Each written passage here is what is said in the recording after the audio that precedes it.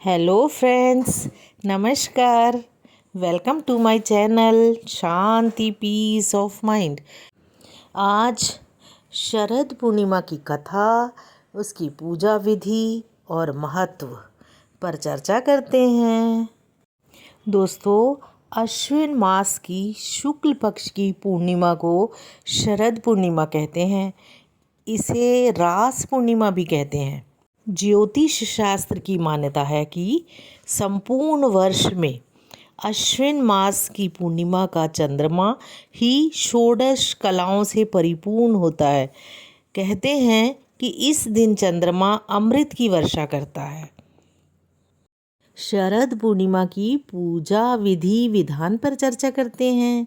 इस दिन प्रातःकाल स्नान करके आराध्य देव को सुंदर वस्त्र आभूषणों से सुशोभित करें, आसन पर विराजमान करें, गंध, अक्षत, पुष्प, धूप, दीप, नैवेद्य और तांबूल, सुपारी, दक्षिणा आदि से पूजा करनी चाहिए। शरद पूर्णिमा के दिन शाम को खीर पूरी बनाकर भगवान को भोग लगाएं। रात्रि जागरण करके भगवान का भजन करें। चांद की रोशनी में सुई पिरोएं। पूर्ण चंद्रमा आकाश के मध्य में स्थित होने पर उसका पूजन करें और रात को खीर खुली चांदनी में रख दें। अगले दिन खीर का प्रसाद सबको देना चाहिए। पूर्णिमा का व्रत करके कहानी सुननी चाहिए।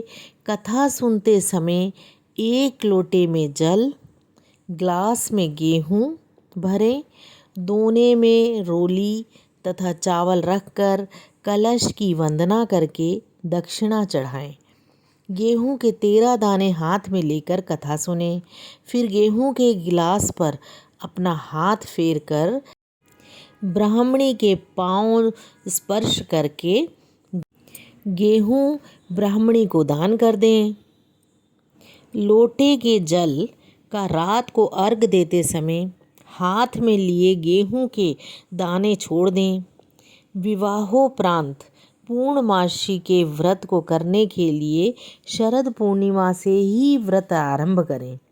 कार्तिक का व्रत भी शरद पूर्णिमा से ही आरंभ करना चाहिए। चलिए दोस्तों, हम इसकी कथा सुनते हैं। एक साहूकार के 2 पुत्रियां थीं। दोनों पुत्रियां पूर्णिमा का व्रत रखती थीं, परंतु बड़ी पुत्री पूर्णिमा का पूरा व्रत करती थी और छोटी पुत्री अधूरा व्रत करती थी। परिणाम स्वरूप छोटी पुत्री की संतान पैदा होते ही मर जाती। उसने पंडितों से इसका कारण पूछा तो उन्होंने उसे बताया कि तुम पूर्णिमा का अधूरा व्रत करती हो, जिसके कारण तुम्हारी संतान पैदा होते ही मर जाती है। पूर्णिमा का पूरा व्रत विधि पूर्वक करने से तुम्हारी संतान जीवित रह सकती है। उसने पंडितों की सलाह पर पूर्णिमा का पूरा व्रत विधि पूर्वक किया। उसके लड़का हुआ, परंतु शीघ्र ही मर गया।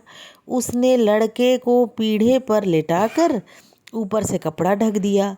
फिर बड़ी बहन को बुला लाई और बैठने के लिए वही पीढ़ा दे दिया। बड़ी बहन जब पीढ़े पर बैठने लगी तो उसका घाघरा बच्चे को छू गया। बच्चा घाघरा छूते ही रोने लगा। बड़ी बहन बोली, तू मुझे कलंक लगाना चाहती थी, मेरे बैठने से यह मर जाता। तब छोटी बहन बोली, यह तो पहले ही मरा हुआ था, तेरे ही भाग्य से यह जीवित हुआ है।